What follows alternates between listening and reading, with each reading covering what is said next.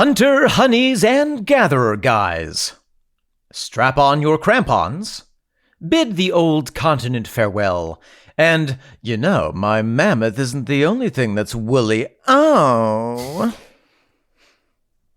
Is that your trunk, or are you happy to see me? It's time to talk Tull to me. Is that a standing stone in your pocket?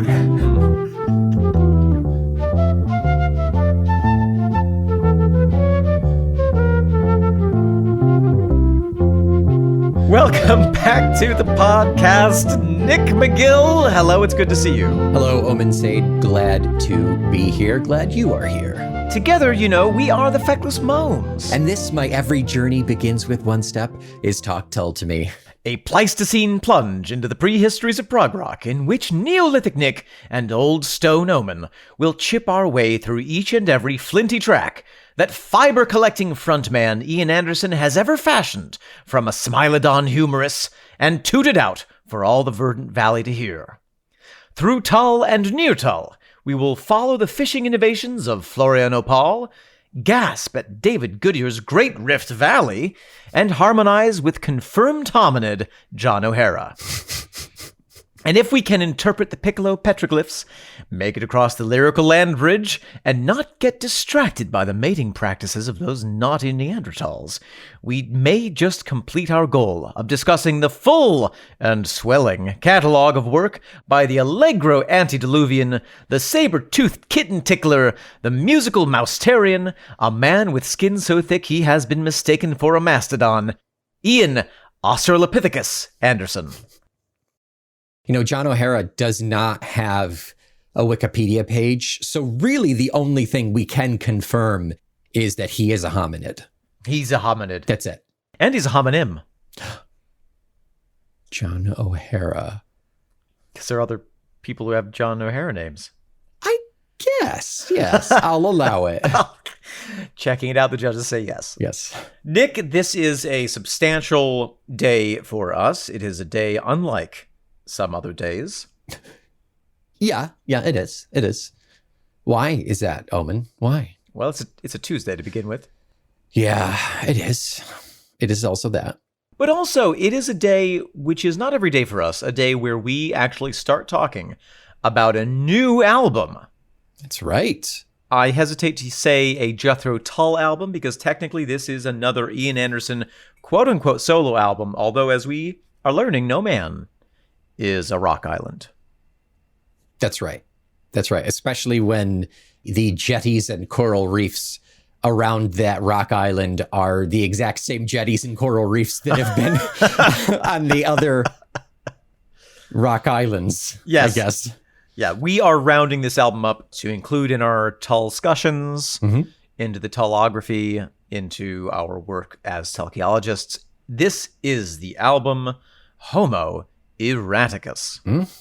Second to last album in the full-on catalog, the final, as you said, of the solo albums. This bad boy came out in 2014. 2014, which is 2 years after Tab 2. Yeah. And we have exactly the full cast that we had last time.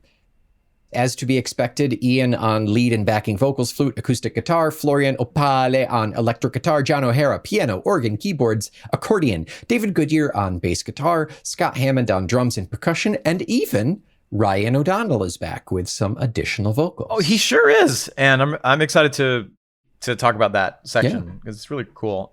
The only real differences that we have are a little bit of switching around on the production end of things. We do still have Michael Downs. We don't seem to have Stephen Wilson. And we have Jacko Jaksic in mixing and mastering. And we have a different artist for the cover art, possibly, photography. Yes, that name looks familiar. Jacko is the lead singer and second guitarist of King Crimson from 2013 to 2021. Fun. So the later years for sure, but I definitely remember the name Jacko. So I think that we have seen him in some connection with Tull in the past or in the future. Hard to remember at this point. Yeah. Homo eroticus is structured with chapters instead of songs, even though they do bear a lot of resemblance to songs. And so we will start off with Chapter 1, Doggerland. Doggerland. How many tracks are there total? We have 15 tracks all told, broken up into 3 different parts, all in their own separate chapters, I believe. 6, 7, 8, 10. Yeah, it should be. Yeah. So without further ado, we will no doubt talk about the themes as we go, but I think we should just go ahead and dive into Chapter 1, Doggerland. Yeah, let's do that.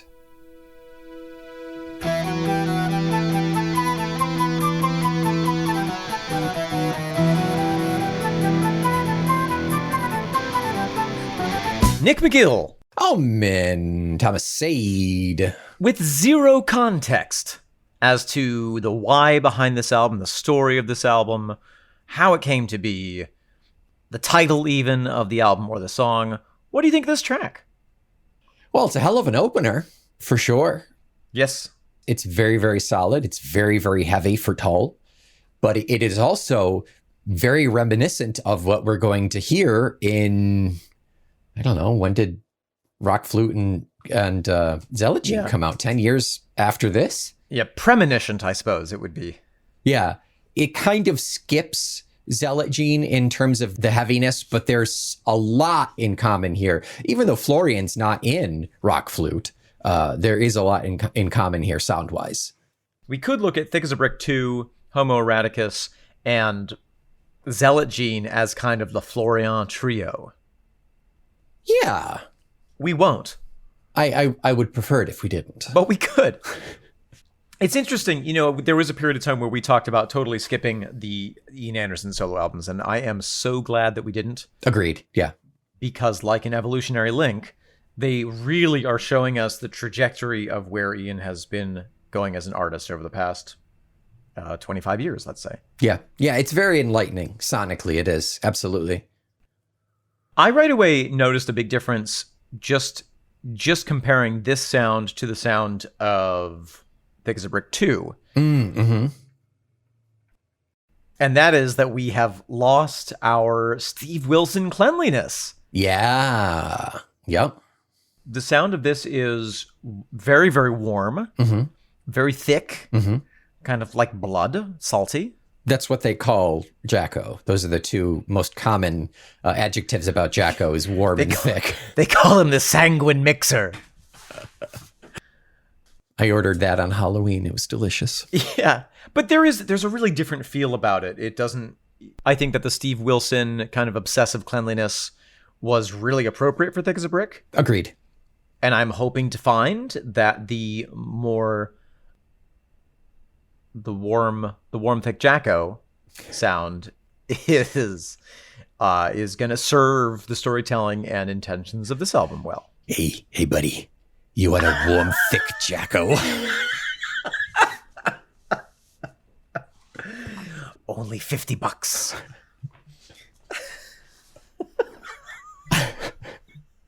Yes, I think, of course, were Steven Wilson to be producing it, it would still be good and it would still have power behind it. But yeah, there's something about those separate stories and separate entities that really played well to Steve Wilson's sound in tab 2. Yes. And already sonically for this album, thinking about it contextually, even just on this first song and knowing very roughly what to expect theme wise on this album, I do very much approve of this dirty, less hermetically sealed, as we've often referred to it, sound for the album. More aqualung, less Aquafresh. Wow. Okay. All right. Yeah. Well, and Jacko was asked back for Zealot Gene, not exactly in the same capacity. He did some other mixing. Oh, did he do the 5.1 or whatever the hell that stuff is? He did the 5.1, yeah, which I don't really even know what that is, but it's a very specific production where it plays to having a very specific speaker setup. Okay. And people got invited to like the Sony studio to listen to it. Okay. And I think they did it with Ruminant as well. It's kind of the new version of quadraphonic listening experiences. Yeah, but you have to have like the ridiculous setup of the speakers to really experience it for what it's worth. Right. Yeah. So interesting. It's a little bit different. The mixing is a little bit different on each of these albums, and I think that just speaks to Ian's constant restless nature, looking for what's going to be the next best group of people to produce the album. Yeah, right. And at this point, I think it's safe for us to trust his creative decisions. If we can trust anyone, it's not us. It's not, don't trust me. No. Trust Ian. No one except for Ian's creative decisions. Mm-hmm. I do think that with this mix, the ear has to work a little harder to kind of lock into Ian's voice. Mm-hmm. I don't say that with any judgment, but I find in my experience, I'm like a little bit more like, okay, let me really pay attention here. Mm-hmm. Yeah, right. Like all of the Steve Wilson stuff, everything is so acute and specifically pulled where it needs to be. Whereas this is kind of all muddled, not in a bad way, but it's definitely, it's more of a tapestry as opposed to a collection of threads sitting on the table in front of you. Right, just your bed made with the bottom sheet and the top sheet and the quilt. Yeah. One thing that's nice is that we already know who we're listening for. Coming from the previous album to this. I feel like Florian, John O'Hara, David Goodyear, Scott Hammond are all very comfortable. I get the sense of comfort with their roles. Yeah. They're really tapped into this sound. And so even if there's a sound you don't immediately identify, or even if you kind of have that experience of a wall of sound, it does still feel like, somehow I'm being taken care of. Yeah. Yeah. And when you're able to pinpoint these sounds and pick them out from the cacophony, they sound familiar. They sound like old friends at this point. Like, oh, there's my buddy John. Particularly with John O'Hara, he's the one that I kind of cue into the most with this particular track. Yeah, he's bringing in the organ. It sounds to me like it probably is that same Hammond organ that he got. Yeah, from 2 years ago. That was his birthday and his Christmas present. Yeah, you better use that. We paid a lot for that. If you don't feed it, we're not getting you an actual church organ. Oh, Mom. We have some super heavy organ. We start with a little synth, though. He kind of... Oh, yes. He plays with his synth and his sounds here. We've got the synth.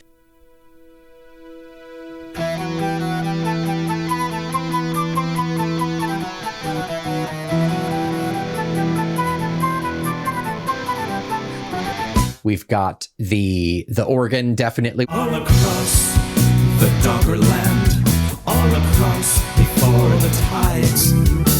We've also got harpsichord at some point. The seeds of Albion, wind blown free, scattered to the moors. We have something that sounds like it could be just the first couple of notes with those synths. It is almost reminiscent of an earlier era. It could be the start of a track off of Broadsword and the Beast. Sure. But only for about 3 seconds, because then we get the flute coming right in. Yep. That theme that we hear throughout this track. Yeah.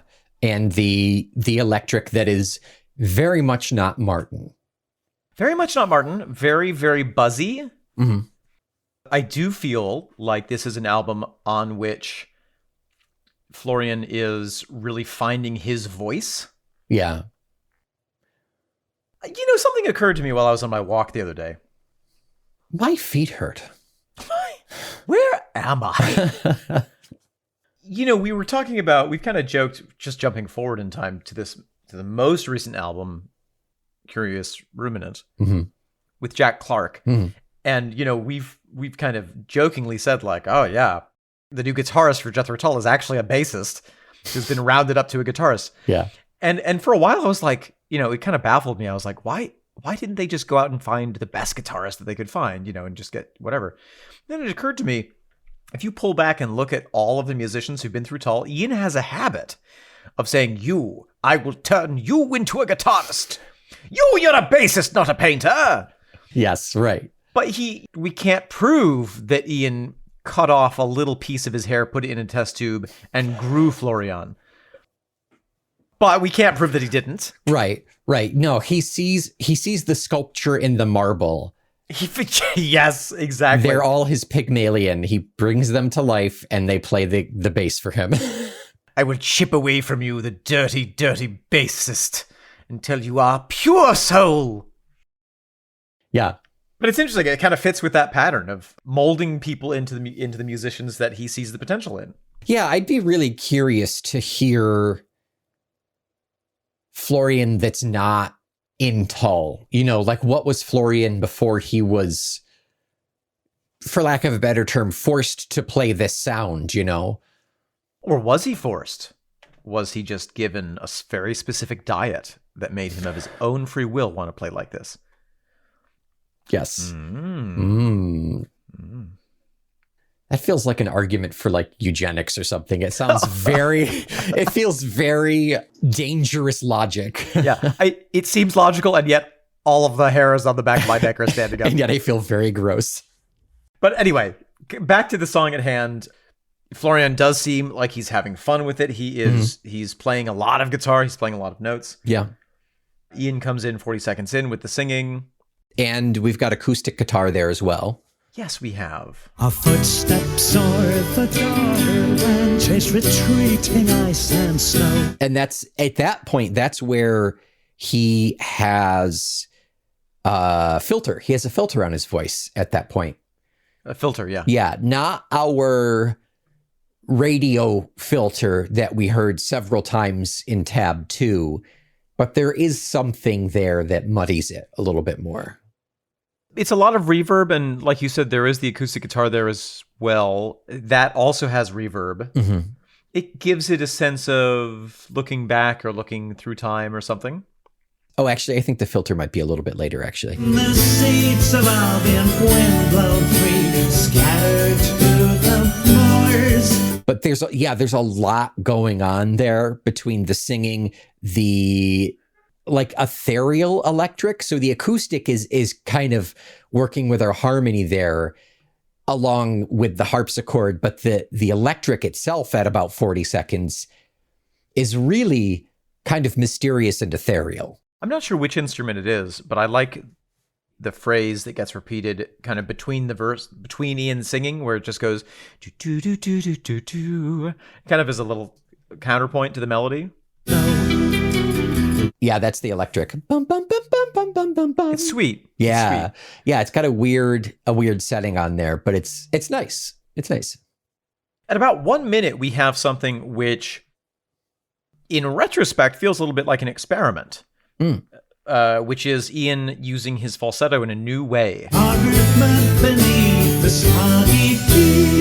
Ian has used falsetto singing at various points, but I think that this moment is the first example of a new type of usage of the falsetto that we do start to hear in things like Mine is the Mountain. Yeah, right. Off of Zealot Gene to great effect. We heard it in Rock Flute. The dark and deep, so far from shoreline, cut dagger sheets. I think it gets more successful the more he does it. Yes. I think that the way that he uses his falsetto here, I don't know how successful it is, except in that it sets him up for continuing to experiment with it. Oh yeah, he goes up. Yeah.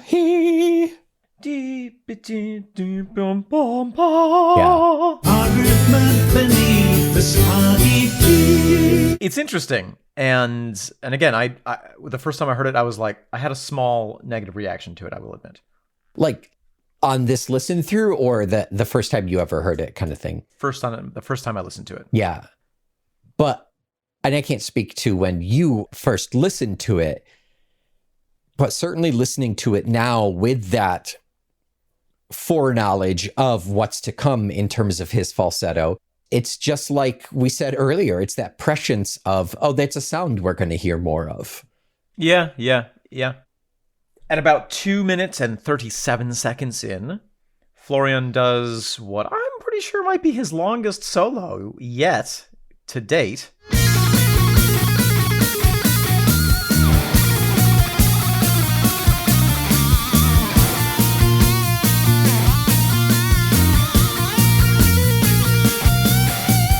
It's interesting, the first thing you said about Florian's playing on this track is that it is very not Martin Barre. This solo is a great example. Yeah. This does feel a little bit like, to me, the most skillful version of every teenage boy's guitar wet dream.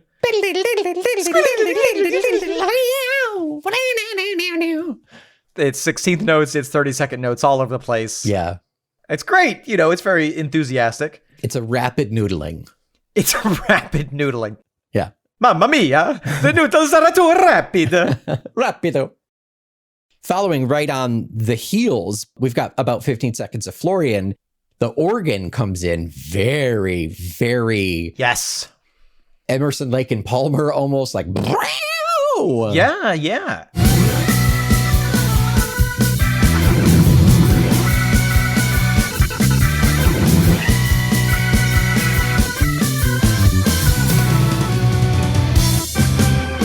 It's funky, it's fun. Mm-hmm. There's a sense of relaxation here, Yeah. And I think there's something to what you said, if you're doing Thick as a Brick 2, you are working under the pressure of Thick as a Brick 1. Yeah, right. Fortunately, or unfortunately perhaps, there is no Homo Eroticus 1. Yeah. Except for this. Yeah, so when you say relaxed, more the sense of like, go have fun. There's no stricture structure here. There's probably a little bit of structure, but not in the same, but it doesn't come through the same. Yeah, right.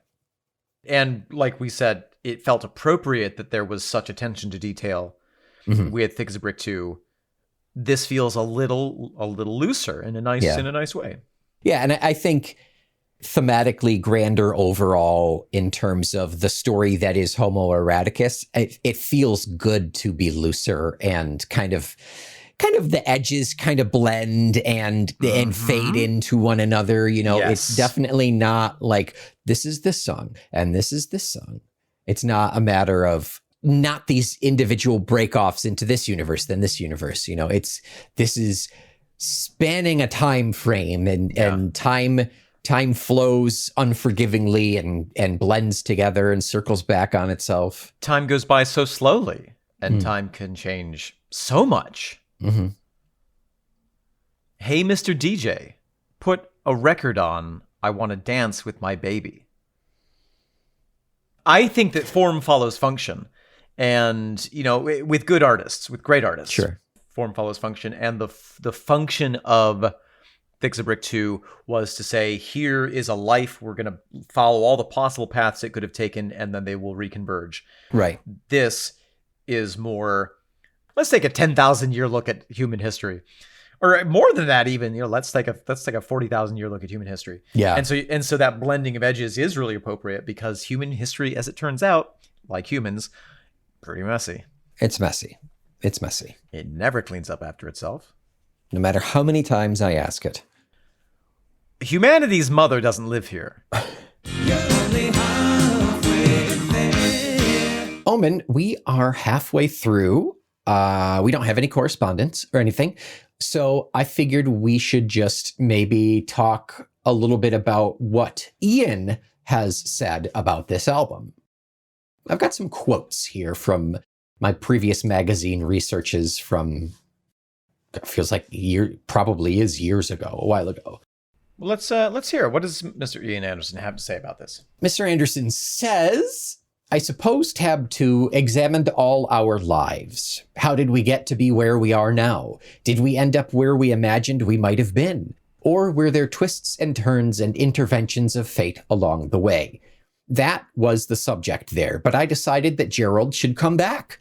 Not just as a subject a couple of years further down the line, but as the writer of the lyrics for the new album.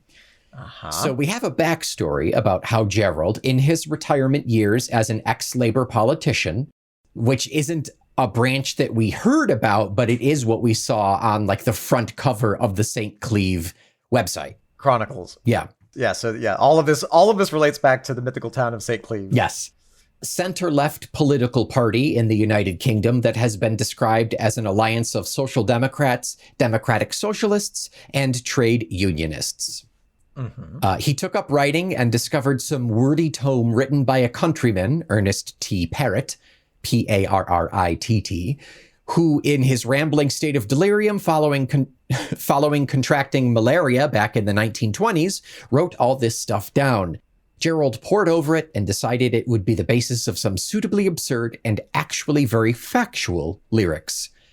In semi-retirement after his political career, it turns out that he spent an incongruous and ultimately ill-starred sabbatical on the payroll. That's right, Gerald was a tour manager for the solo tour for much of 2012 before I had to fire him. What? This is, oh my God. I love that he brought Gerald back. Yeah. Whatever happened to Gerald Bostock, part 2. Part 2. Oh, wait. He found a dusty old tome, wrote about it, and then spent some of his retirement being a roadie for Jethro Tull. So now this dusty tome, this fictional dusty tome, presumably. Yes. Concerns Parrott, and there are different versions of how this happened, depending on if you look at the actual album or the band website. But he either had a traumatic fall off of a horse or had malaria. And started having flashbacks to past lives. And those included a prehistory nomadic settler, an Iron Age blacksmith, a Saxon invader, etc., etc., etc. More from Ian. It's all based on history. It starts in 8000 BC, or BCE, as we have to call it these days. All right, Ian, take it easy. Boomer stuff. Yeah. Just after the last ice age, and ends up some 40-odd years into the future from now, which for us, it's 30-odd years. Yeah. Once again, semi-retired in St. Cleeve in the West Country with his wife, warmly referred to as the Old Bag, he revisits the authorial muse first hinted at in the poetry of pre-puberty, this time the adult historian Parrott as his source. It's folk prog metal, which wraps it up apart from the church music influences, the classical musical influences, and a certain amount of Latin. But yes, prog excess in the extreme. Yeah, just another couple of notes from Silent Singing. I won't read the whole blurb, but he does write, after much anxiety in different parts of the world concerning increased immigration, I decided to address the topic not only in regard to fleeing from war or famine, but to look at the migration of ideas, culture, sciences, and arts across the world throughout the ages. He says, I frequently adopt some schoolboy Latin in the lyrics, partly to remind myself and the reader that many things become extinct over time, and partly to appear cleverer than I really am. Checks out. Thinking back to 2014, 2012, it was in Paris during that time, and there was a lot of anxiety about cross-Mediterranean migration. There still is, that trend is still happening, but it was reaching a real peak right in those years. And so there was a lot of discussion in Europe and in the UK about migration. Yeah. Yeah, interesting that he kind of takes us to the, his thesis is humans have always been on the move. Yes. Yeah, Homo eradicus translates to wandering man. Wandering man, yep. Yeah. And Homo sapien translates to man who knows? Intelligent. Sapiens is knowledge. Yeah, I like Homo eradicus better as a descriptor for this species. Yeah. Omen. Hey, Nick. What's a Doggerland? So, okay, when I first listened to this album, when I first listened to this track, I was on a walk, and I thought, oh, he's talking about the Bering Land Bridge, when humans came from what is now Asia and, Greater Asia, Asia Major, I guess, Asia Suspended Major, Asia Majora. Yep, over to what is now the Americas. Hmm. And I thought that Doggerland was something that Ian had created out of his own imagination. Turns out I was wrong, as I so frequently am. Doggerland. You were close. For what it's worth, you were close. I mean, yeah, in the sense that it is something that happened on Earth. And was land. And was land. So in the 16 to 18,000, let's call it 20,000 years ago, the ice sheets had gained so much water that there was less water in the sea, and because of this, the fairly shallow North Sea was exposed as land. Yes. There were some other things that I don't know, whatever, the continental shelf raised or lowered or something in Norway happened and stopped up the water. But basically, everything that is now the North Sea, or most of it, was exposed land. Yes. And it was super fertile, super exciting, and essentially allowed mankind, whatever it looked like at that moment, to go from Europe into that valley and also into what eventually became the islands of Ireland and the UK. Yeah. Which actually, that blew my mind. Yeah. I'd always assumed, oh yeah, humans started in Europe and then they were like, what if we sailed to that point of land that we can kind of see? No, they walked there. Yeah. It's the spread of culture and humanity. It's not like the dinosaurs was Pangea. Right. You see similar skeletons in two different countries because they were connected at one point. That's continental drift. That's Yes. like when we were in Scotland and the lady was like, oh, by the way, did you know that the mountains of Scotland are the same chain as the mountains of Appalachia? And we Yeah. were like, oh, more scotch, please. Kiss me. And yeah, but this is different. So this is over the millennia, the environment and the climate changed, and with that shifting of the water and the freezing and the melting between 6,500 and 6,200 BCE, the water levels began to rise and cut off that bridge and flowed over that bridge, creating those islands that is the UK. And of course, it went in stages, Yeah. Greater Doggerland flooded, and then there were, some little bits. It almost looks like there was an island called Dogger Bank, which would have remained viable. But if you think about it, the Netherlands is kind of reclaiming Doggerland inch by inch. It's kind of interesting. So, Yeah. Denmark would be twice its size if it were only 7,000 years ago. If only. They've been saying that for a while. Speaking of 7,000 years, this track is Doggerland 7,000 BCE. So that would have been the reduction of Doggerland, where there still was a land bridge between mainland Europe and what is now the UK, but a lot of the North Sea would have been back underwater. Right. So at that point, it was a bridge. It wasn't like fertile land that was being used. Oh, it may have been. I don't know. Oh, I asked. They said no. Oh, okay, good. Yeah. Doggerland is a little bit like a Stone Age Atlantis. It existed. It is now underwater. Except one was real and one is not. Which one? Ooh, we'll never know. So, if we dive into the lyrics, I had been confused listening to Doggerland because I was overlaying it with my Bering Strait narrative. And I was like, why is he talking about the seeds of Albion? Ian's wrong. What? He got something wrong. Wrong about this. I'm going to write him a letter. Our footsteps o'er the Doggerland chased retreating ice and snow. Our footsteps o'er the Doggerland chase retreating ice and snow. Oh, okay, so I think here's part of it. I think that there was a sweet spot. So, like, the ice formed, and that removed water from the ocean. But still problem, because Doggerland was covered with ice. Yes, it had to thaw from there. So then there was a sweet spot of like 5,000 years, that brief blip of time, where the ice was going away, but the ocean hadn't come and reclaimed it yet. Yeah. So they were like, oh, look at all this new, swell, warm, thick land. Hey, what's over there? Hey, let's go and marinate over there. The caribou were doing it. Left us breathing high and dry, Land's End to Scapa Flow. Left us breathing high and dry, Land's End to Scapa Flow. Where's Land's End?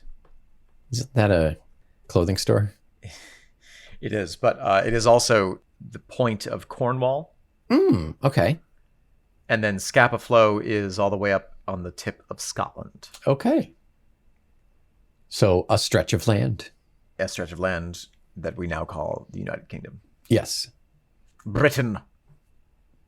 The seeds of Albion, wind blown free, scattered to the moors, dormant beneath the soggy heath where stouter oaks will grow. The seeds of Albion, wind blown free, scattered to the moors, dormant beneath the soggy heath where stouter oaks will grow. What do you reckon are the seeds of Albion? The people who came over. Yeah. I thought he was talking about that prog rock band. Yes. JPJ is the seed of Albion. Yeah. No, I mean, it's the people who moved there and were stuck there when the waters moved back in again, and they became the generational ancestors of modern day Englanders. Yeah, and I suppose, we'd really have to dive into the anthropological history of the UK, but I think the Picts were the first established group, and so the Doggerlanders may have been the pre-Picts. The pre-Picts. Yeah. Because then you had the Saxons and then the Normans, or the Normans and then the Saxons. I do not know. Maybe we'll find out. Hopefully. Stouter oaks, I think that's sort of a reference to the future generations of England. Yes. Yeah, I think so.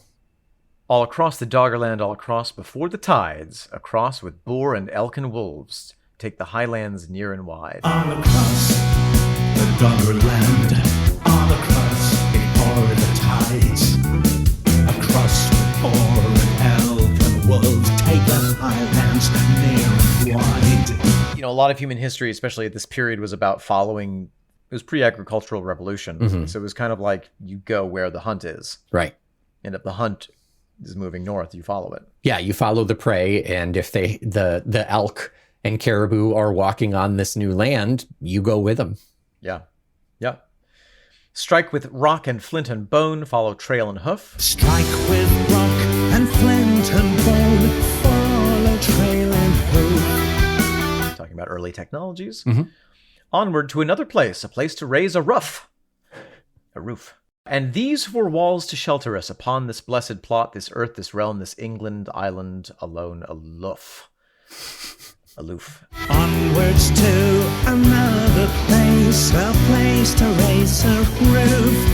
And these 4 walls to shelter us upon this blessed plot.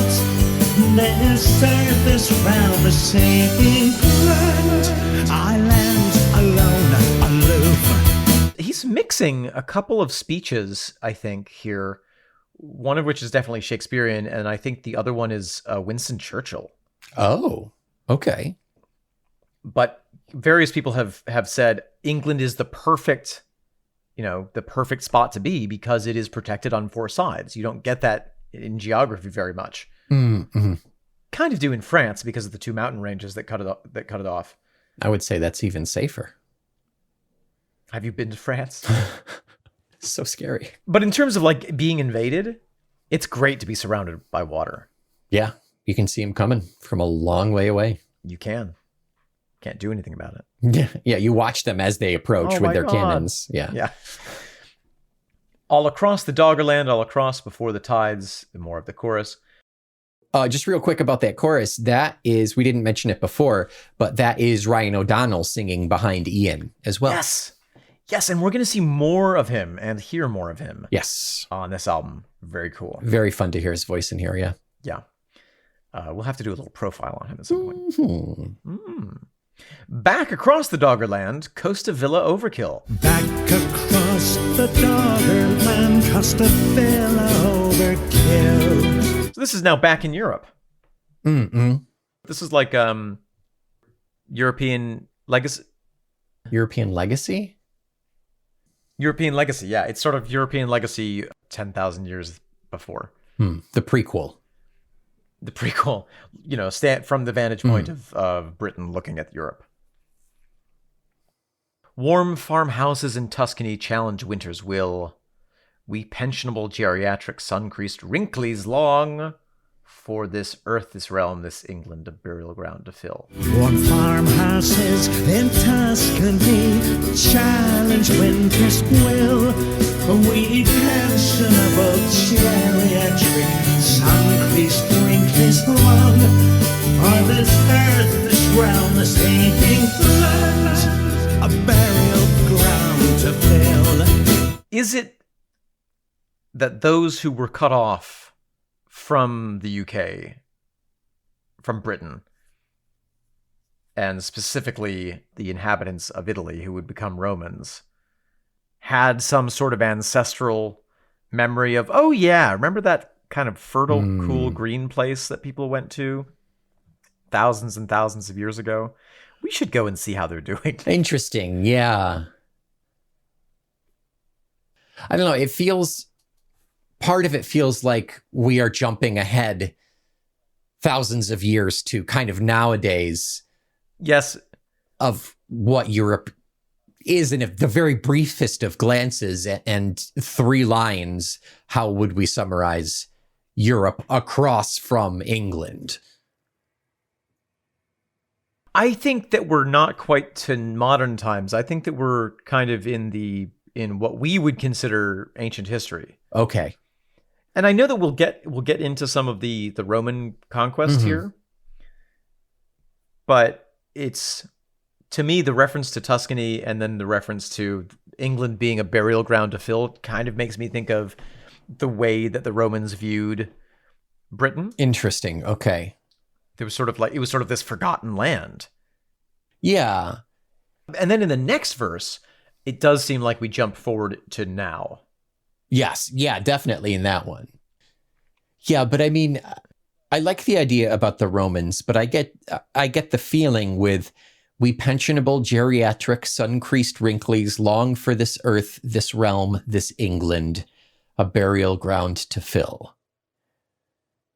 Does that mean like even when we are in some place as lovely as Tuscany, we want to go back and die in England? Right. Yeah, exactly. That's what I think it is like our generations may have spread out, but this is our homeland. This is where we want to go.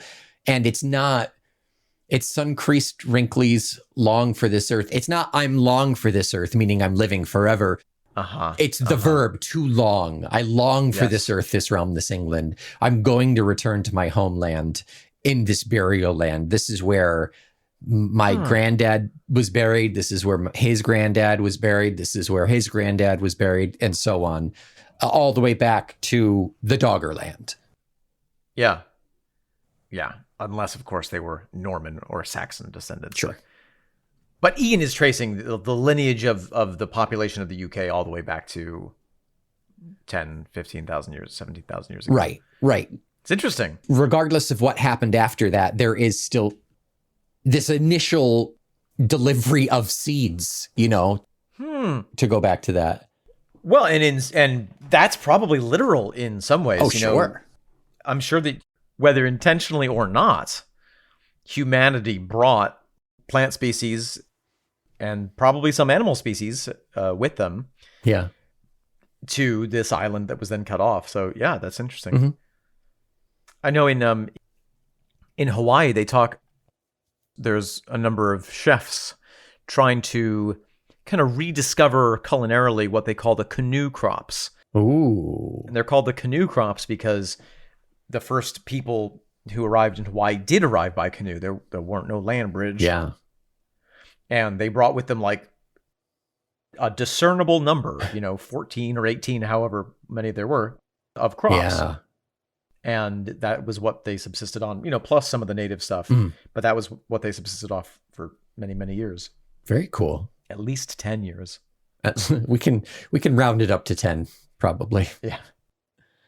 We finish up all across the Doggerland, all across before the tides, across with luggage, kids, and sunscreen melted mortgages, dreams that died. All across the Doggerland, all across before the tides, across with luggage, kids, and sunscreen, melted mortgage, dreams that died. That's the only new text left. And then we go back to the crossing with the boar, the elk, and the wolves. So it's interesting, you know, I feel like there is this vacation element to it.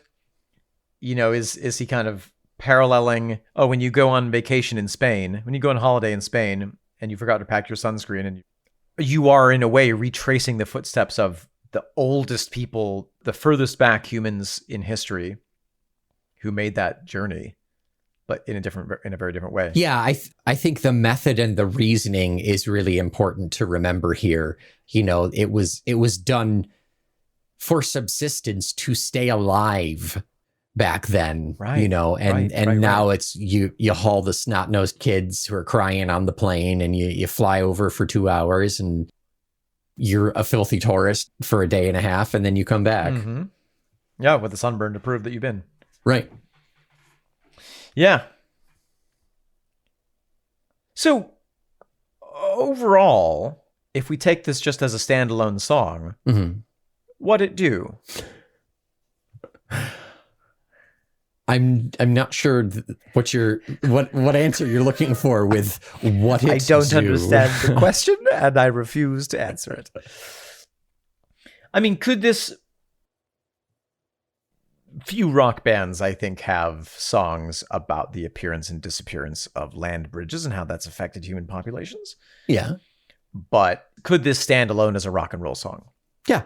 Yeah. Tull and Ian have several songs about England. I think this falls right under that category.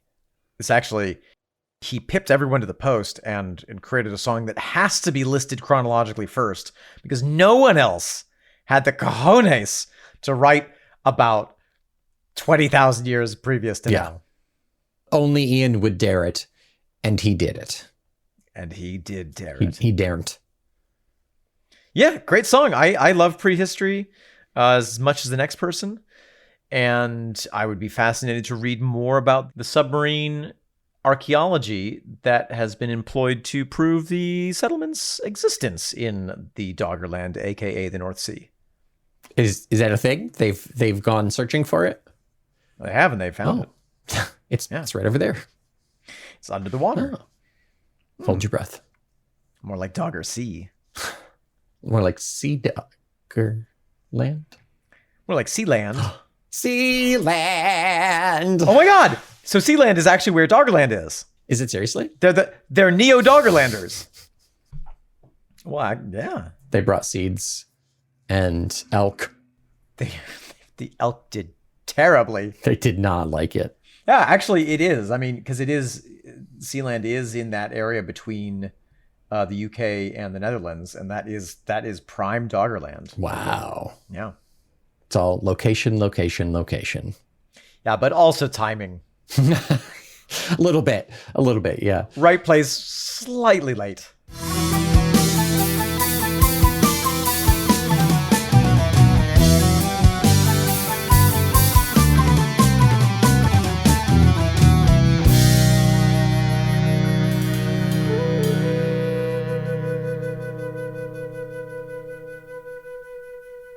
Omen.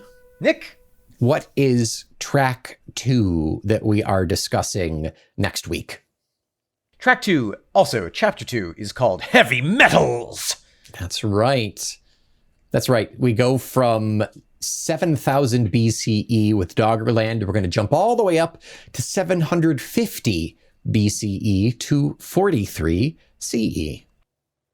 Quite a gap. But, there we go. And we will come back next week with a fresh take on humanity, a fresh take on the works of Ian Anderson and Jethro Tull. And we will see you then. You won't have to wait 8,000 years to listen to the next episode. That's right. Just a week. Until next week, I'm scattering my seeds to the moors. I'm Omen Thomas Sade. I am often feeling like a pensionable geriatric. I am Nick McGill. Together, we are following the Boar and Elkin wolves, the feckless momes. And this is us breathing high and dry.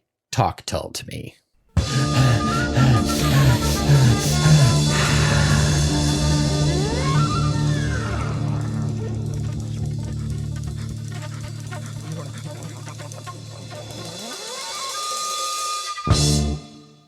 Hail! Hail, Vig! I have returned from the westward mountains. Ugh, I've been waiting so long. Welcome back, Ugh. Welcome. Vig, you look not a day over however old you were before. But we don't really track years, do we? Time is yet to be. It's a construct, man. Yeah, no one's constructed that yet. Yes. Vig? Yes, Ugh. I sent you out to explore. Yeah, I did do that. And you return. Here I am. What news, Ugh? What news? Well, things continue mainly as they have in the past. People build fires. People sit around them telling stories. Lovely. Yeah, people put rocks on the end of sticks and throw them at animals. Great. I fear change. Yes, as well you should. Although, check out this new shape of a rock I found being constructed by people across the mountains. That's pretty cool. Wow. Yes. Vig. Ugh. Have I been smoking the western weed too much, or did there not used to be an ocean right here? You know, my feet are a lot drier than they were yesterday. I left you exactly where you are sitting. Correct. I've not moved. As the chieftain of this clan, I have everything brought to me. Concubines, food. Sure. Chamber pots, etc. Sure. Yeah, and I, have no concept of time, so I don't know if I was gone for 2 days or 75,000 days. We all slept a lot. But I'm pretty sure that from where you were sitting, you used to fish. I did. Remember, that was a fun thing. Yes. But now it's just dry fields, and I don't think you could fish here. It has been pretty sparse lately, I do have to Weird. say. The fish are not biting. No, they don't. They wouldn't do that. Ugh. Yes, Vig. How do you fancy walking over there? It's a little against my superstition. Yes, but there's no water there. No water, feet not wet. If only we had some sort of a sign that it was safe.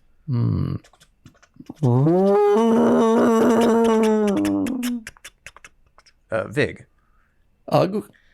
Have I been smoking too much of the western weed, or did I just see a group of caribou gallivant across that new land water where water once was land? That was, unless we're sharing a group hallucination of the western weed, unless we're, it's possible. Why not? But,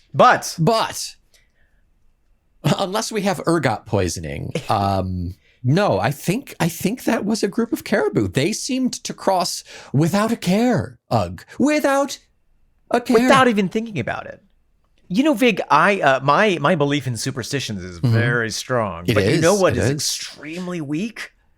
Your constitution. My constitution is remarkably frail. It's amazing I've lived to however old I am. But yes. I was going to say my impulse control is very weak. Oh, what impulse are you feeling, I'm Ugh? feeling the spirit of the wolf move within me. Yeah. Within me, there are many wolves. Embrace those wolves. There are not enough wolves in me to control the deer population that is also inside me. It's an ecological nightmare. I'm following the impulse to run hunter-like with my rocks tied to the end of sticks, following those caribou. I support this impulse and I encourage it. In fact, by royal chieftain decree, I humbly suggest that you go follow those caribou. You know what's so crazy, Vig? What is it, Ugh? What is it? I think we've already been following them. What? We've been running for like 10 years. Oh my God, my feet are so tired. Or very recently. Time is, yes, I can't tell. Ooh. What is that? You know, I'm having a vision of what this could mean for us. Yes. I see there. It could be, I will call it a Greg's. I'm having a vision of little caribou meats wrapped in some sort of a grain that's been pulverized and then flash fried. Okay. And just there, a poverty-stricken gambling center. Oh, wonderful, wonderful. Yes. I like this new UGG. Yes, Vig, in the future, people will not have to grind rawhide between their teeth just to subsist. They will have pastimes. What? What's a pastime and what is time? They'll just call it. Well, I'll just call it past. They will hallucinate and listen to trap music. Oh my goodness! I could not think of a better place for this to happen than here, this new land. Oh, look at that dogger. Oh my God! They will have the opportunity not to ruin their teeth, and they will have the freedom to ruin their teeth. It's you dream of a magic land, Ugg. They will have sounds that come to them, not from each other's flatulence only, but from rocks that are beaten together in complex patterns into a form called a puer du chaos. You really are hallucinating. It's too much having of the fits. Too much of the Western weed. Tell me more about this Puyad Kiast. I think that it will be some part of a network, much like the network of fires that we light in times of need to call upon our Western brethren when we run out of the weed. They're so generous about that. They're so generous with it. All they want are our shells and silver. And it will be called the network will be proud. It will be a pride. A pride like lions. Yes. Go on. You've got something. I will speak in tongues now. Follow it. It will be a pride member of the Duke of the Feckless Moons all the network. I think I just invented language. Quick, someone invent writing and then write that down.